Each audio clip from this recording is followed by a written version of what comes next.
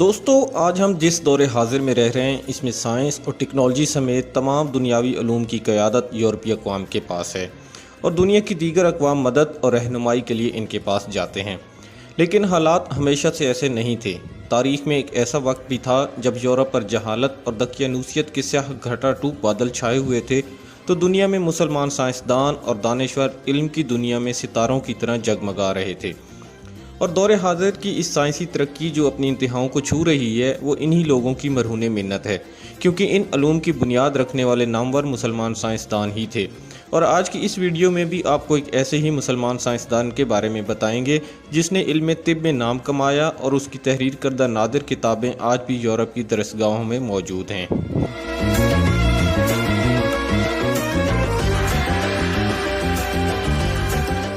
محمد ابن زکریا رازی، جن کو عرف عام میں الرازی کے نام سے جانا جاتا ہے، 854 کو ایران کے شہر رے میں پیدا ہوئے۔ ابتدائی تعلیم بھی یہیں سے حاصل کی اور بعد میں طب کی تعلیم حاصل کرنے کے لیے بغداد چلے گئے اور وہاں پر بیمارستان نامی ہسپتال سے ایک عرصے تک منسلک رہے۔ کچھ عرصے بعد جب ان کی شہرت زیادہ ہوئی تو رے کے گورنر منصور ابن اسحاق نے ان کو واپس بلایا اور ان کو درخواست کی کہ وہ رے میں قیام کریں اور یہیں پر اپنی تعلیمی سرگرمیاں۔ یوں الرازی ایک طویل عرصے تک اس شہر میں رہے اور یہیں پر انہوں نے اپنی طب کی تعلیم اور کیمسٹری کی تعلیم کو جاری رکھا اور یہیں پر انہوں نے رہ کر مختلف کتابیں بھی لکھیں جن کا ذکر ہم ویڈیو میں آگے کرنے والے ہیں۔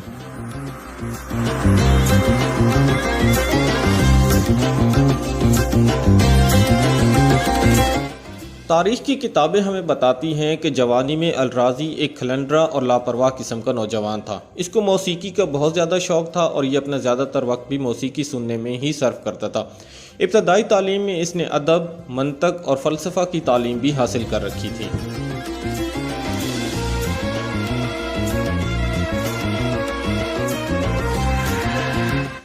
رے میں قیام کے دوران ہی اچانک الرازی کو کیمیا گر بننے کا شوق ہوا۔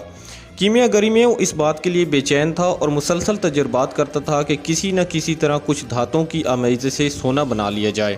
ایک طبیب نے اسے کئی بار یہ نصیحت کی کہ یہ ایک بیکار کام ہے اور اس کا کوئی بھی نتیجہ حاصل ہونے والا نہیں، لیکن وہ سونا بنانے کی کوشش میں لگا رہا۔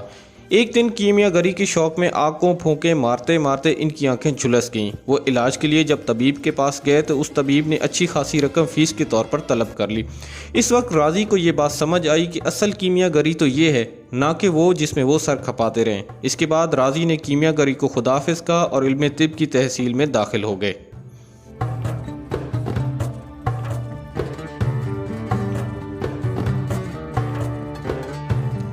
طب کے شعبے میں داخل ہونے کے بعد انہوں نے اپنی پوری زندگی اسی کام میں گزار دی۔ کہا جاتا ہے کہ 38 سال کی عمر میں علم طب سیکھنے کا آغاز کیا اور 92 سال کی عمر میں اس نے وفات پائی۔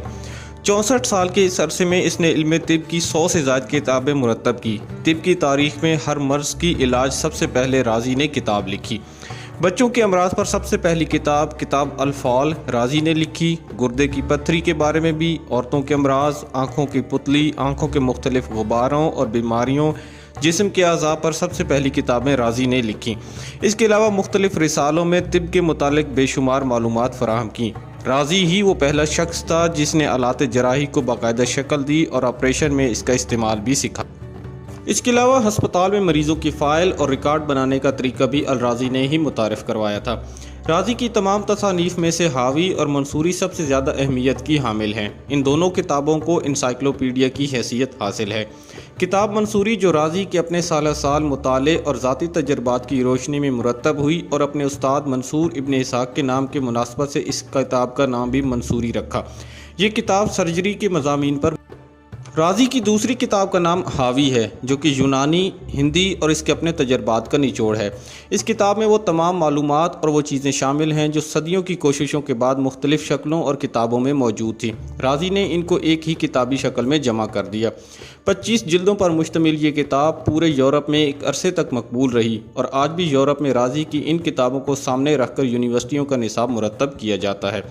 رازی نے علم کیمیا پر بھی بہت ساری کتابیں لکھیں، لیکن اسے شہرت طب کی وجہ سے ملی۔ تاریخ کی کتابوں میں رازی کے بارے میں کہا جاتا ہے کہ وہ صرف علم طب کا ہی ماہر نہیں تھا بلکہ علم کیمیا اور طبیعیات پر بھی اسے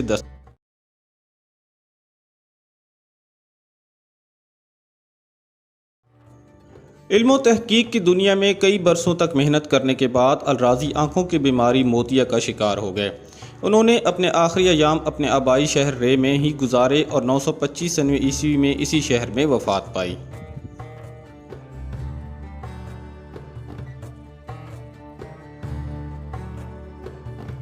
دوستو، اگر آپ کو ہماری یہ ویڈیو پسند آئی ہے تو اس کو لائک کریں، اور آپ اگر اس طرح کی مزید ویڈیوز بھی دیکھنا چاہتے ہیں تو ہمارے اس چینل کو سبسکرائب